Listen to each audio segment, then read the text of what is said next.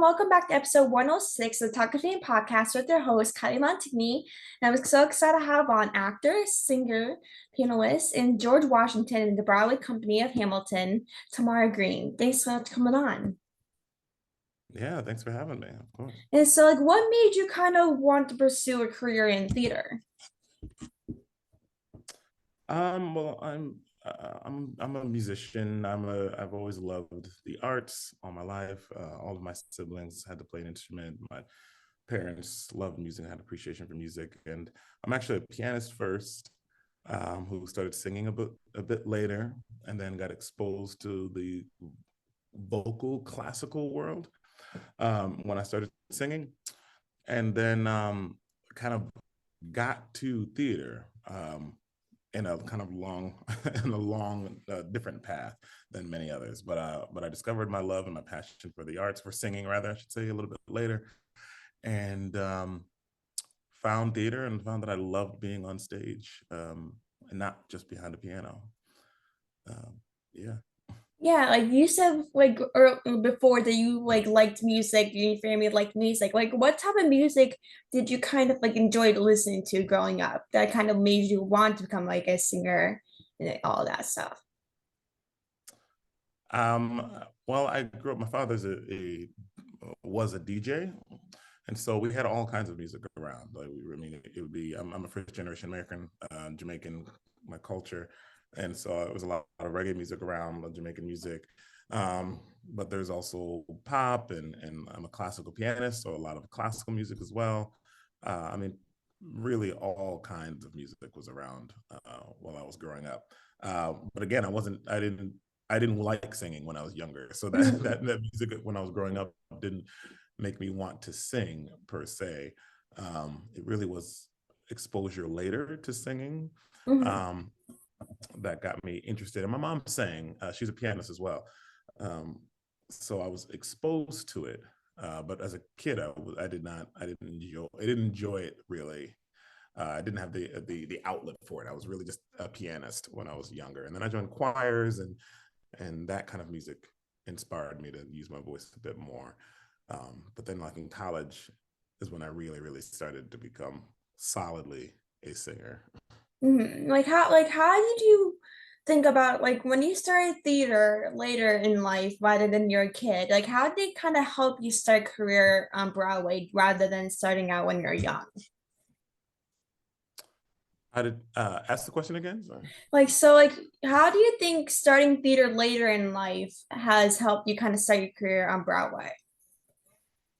Um, I think I guess I would say I had a lot of life experience um, outside of like just musical theater. I had a lot of different life experience and a lot of different music experience and training and learning. Like, I'm a teacher as well. So really learning my instrument even before I was pursuing being in musical theater specifically. I was a singer and classical singer and things like that. So studying opera helped me really develop my instrument and know the bounds that I have and the limits to my instrument, and it helped with the power that I have that I use in musical theater. I studied all of that in school, Mhm. and so all of that really helped me by the time it came time for me to be really serious with performing and acting on stage.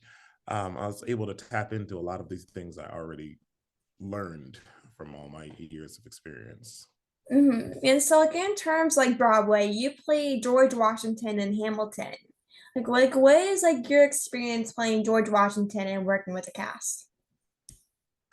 It's amazing. I love the show. I loved it before I was in it. I saw it the first time on Broadway in 2015 before it opened, and the show moved me from then. Even like it was, they come out and say, a kid from the Caribbean, and right from there, my family, right? My father was born in Jamaica, and my mom was born in England, but by way of Jamaica, her parents are Jamaican.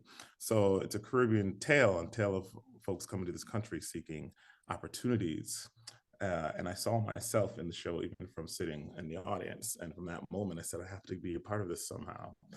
And, and auditioned for years, about 2+ years to get into it. I finally booked the Chicago company, and joining the company was one of the greatest shows I'd ever been a part of. Still continues to be one of the greatest shows I've ever been a part of, because everyone is so warm and caring and supportive the whole time, even when it was scary to jump into it in the beginning because it's such a giant show. Hmm. But I felt nothing but love and support the whole way through it. I feel that every day, and I love the cultural shifts it's having in the world and in the industry as well.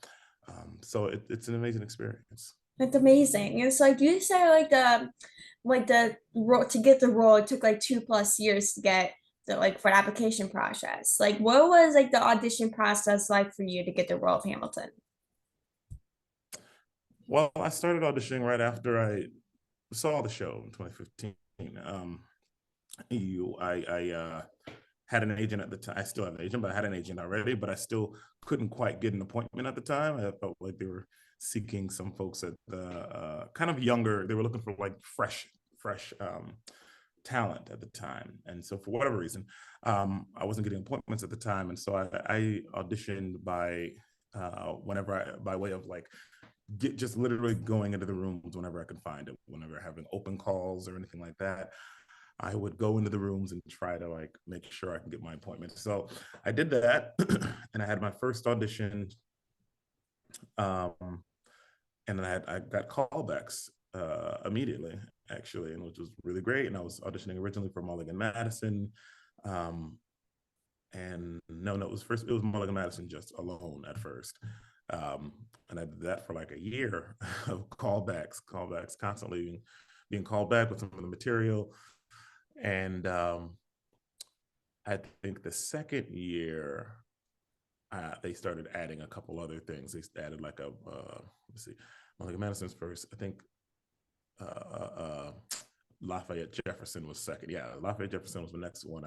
They added. They just give you a bunch of different stuff from the show, from the packet. So I did that, and we were trying to figure out what works best because the show is really good about creating like an ensemble of people that works um, in this version of the show. So each production Mhm. of the show, each tour of the show was meticulously chosen. Every actor was meticulously chosen to fit within the team that is there. So they were trying to find a place for me, and they liked me, but it didn't quite work out. And I booked another show, and the timing was weird. So it's life, right? Things happen when they're supposed to happen.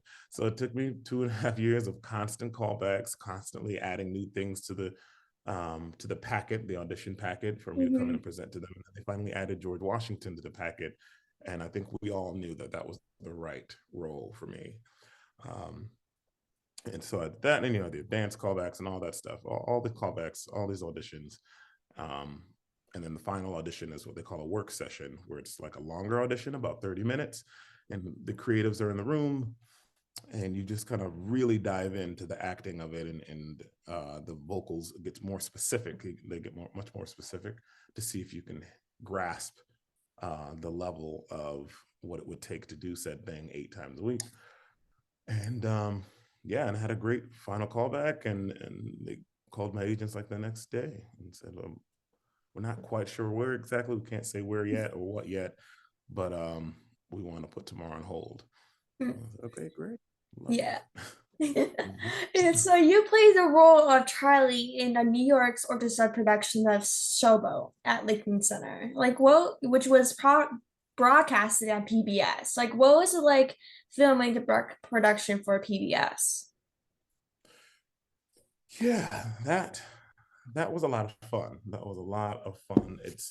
Um it was tough actually because we didn't get a lot of time to grasp the material.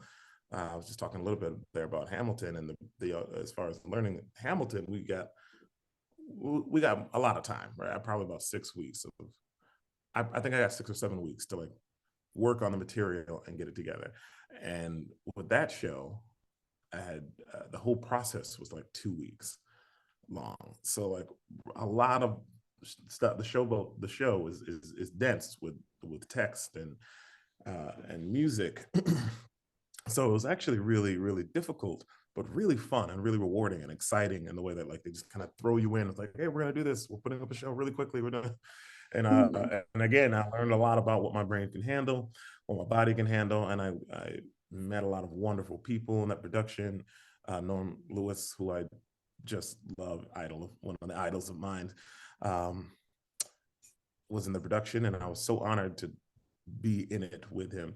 And so many other friends that are still friends of mine today. So it was really awesome, and it was cool to be in front of the cameras. And they're like, don't look at the cameras though; they're just there hovering by you, but you're still acting out this way. Mhm. I learned a lot. I learned a lot that day, and it was a great experience. Yeah, like was it like different? Like when like you are basically doing a performances like basically in front of like a huge crowd, but then like when you're filming for like something on a news channel, like there's a bunch of cameras. Like what was that like how is that much of a difference kind of for you filming in front of cameras and rather kind of like an audience? Because for me, like at one time when I was on TV, I was in front of the cameras and was absolutely crazy about the cameras. Mm-hmm. Yeah, you pretty much, especially with that particular type of filming, they know the angles they want. So they really just want you to do your job, which is just to act and act out and sing out and do your thing, and let them capture what they're trying to capture. Some people, I think, see the camera and they want to like look into the camera or something and like change all of a sudden. I'm like, no, they don't want that. Just act how you normally would, communicate with people as you normally would on stage or whatever, and they'll capture you or they'll direct you in the way they want to, whoever's directing the film. So just pretty much treat it like normal, even though it's weird because you can feel the essence of said camera or equipment around you, which can be a little Mhm. strange. Yeah, it definitely is definitely strange to think like, oh my God, there's more people watching this than the anticipated crowd in the theater. Yeah, yeah. And so you Absolutely. just released a new single called Soaring, now available on all streaming platforms. Like what was like your inspiration for Soaring? Soaring actually was it was written during the pandemic. Um, but it was actually a collaboration. A friend of mine actually wrote the song for me to sing. So that particular song isn't one that I wrote myself, but it was a collaboration with a woman, Drachir Smith. She wrote the song, and I thought it was beautiful. I really thought it was beautiful. I think it was a collaboration in the pandemic during a time where I and we as artists were struggling. Mm-hmm. Um, a lot. We all lost our jobs, and there's not a lot of opportunities. Like the people were still doing stuff with masks who are in other industries, and you can go out and do stuff in masks, but we can't perform with masks on. So it just like really shifted the entire world and the industry. And I was sitting at home trying to figure out like what is this next thing that I'm Mm-hmm. going to be doing while I await for the world to open back up. Um, and so I was writing music and arranging music and doing all kind of things like that and teaching and trying to figure that out. And then she came to me with this song, and I thought it was absolutely beautiful, soaring, and thinking of a moment of inspiring oneself to know that you are great, you are enough, you will soar, and you will make it. Um, yeah, It's yeah. So amazing. I love that. And so mhm. you have helped organize a company wide efforts to raise conscious awareness, increase national voter registration, and amplify the importance of financially investing in communities of color. Like, why do you think it is so important to advocate for that? Who else will? I mean, I think it's if you don't do it, nobody will. I think it's Mhm. absolutely important when you have the opportunity and you have the platform to speak on things that are unjust, you have to do so. Um, and a lot of times the world does not invest in these communities, and Mhm. it's absolutely important to raise the voices and know that people your voice is important, your voice matters. Like a lot of people struggle in silence, um, and I want to be about that change, of changing the focus and being putting money in better education in the communities and giving opportunities for people to like do things that they didn't know they could, and people who look like me who think, even when I do interviews and some people are like, oh, you play piano, I can't see it, I thought maybe you're a football player or something like that. And I'm like, no, I'm not just because I'm black. I'm not just a sports person. Like I don't even like Mhm. sports really. I don't. Um, I have a computer degree, computer information systems. I have a degree in opera, a master's degree in opera. I'm a classical pianist. I am so much more than what you perceive me to be. And I think we get the short straw, if you will, many times because of what we look like. People assume what we are and what we do, what we can do. And so I want to make sure that I am about that change and making sure that we are investing in the communities that are traditionally disinvested in all the time and not by putting my money where my mouth is and making sure that we are doing so and believing in these communities. So It's amazing. And that's such a huge part of today's society, especially like during the pandemic, all of us were stuck at home. You couldn't really do anything, especially for artists like you and so many other people. You guys couldn't be on stage, you couldn't like perform in front of people, you couldn't act, you couldn't do whatever you wanted to do. And that was hard for you to like do what you love doing and using your voice. And it was a hard time for everyone in many ways, and it was hard for people to use their voice in different ways, like on things that are important to you. And so like what you're doing is such amazing, and it has really, I'm sure it has helped so many people to use their voice. And so like what is yeah, some advice for people that are just kind of starting out in theater that kind of want to make it out far in theater? I would say I was at a talk back at Edgeham the other day. We do these educational performances where students are allowed to come during a matinee, and my cast member Jenny Lee Harney was asked this question, and she said, first of all, don't do it for the money. Like that's a very good first point that I was like, yes, thank you for saying that part, right? Don't do it for the Mhm. money because there isn't guaranteed money in this industry. In fact, I got a degree in computer information systems partly because I have a passion for technology, but also because I was denying, I valued the money part. And I said, why would I go into music when there's no money in it?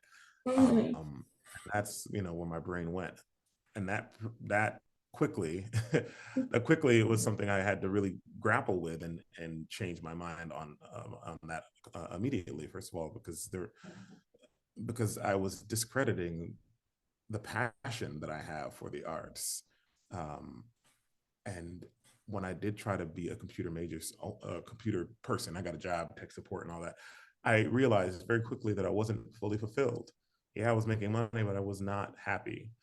And so I got back into it because my heart was completely in it. And I tried to do something else and I was pulled right back into the art. So that's when you should do the art. That's when you know that the art is something for you and what you should be doing. When you just can't do anything else, you can't see yourself Mhm. doing anything else. So if you feel that, I say go into it with both feet, jump into the field, learn everything about your craft, take classical arts, whatever it might be, like dance or classical voice or piano or whatever, learn different genres uh, that aren't the one that you're particularly interested in, because you can learn so much. Dive into the craft and learn the secrets of your instrument, uh, and then know that you are enough. Bring yourself completely, bring everything that you are to the table when you're doing this, whatever the art craft is.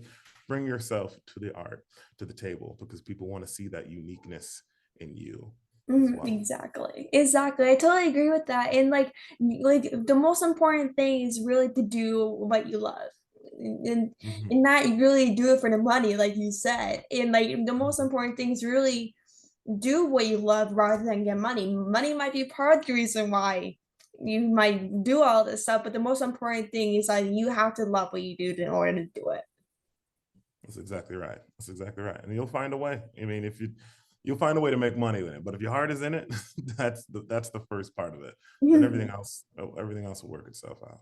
Yeah, and so I just want to thank you so much for coming on the podcast. That means so much. It was so great talking with you, and keep up the great work. And thanks so much for coming on again, and we'll talk soon. Thank you so much. Absolutely. Thank you. Take care. You too.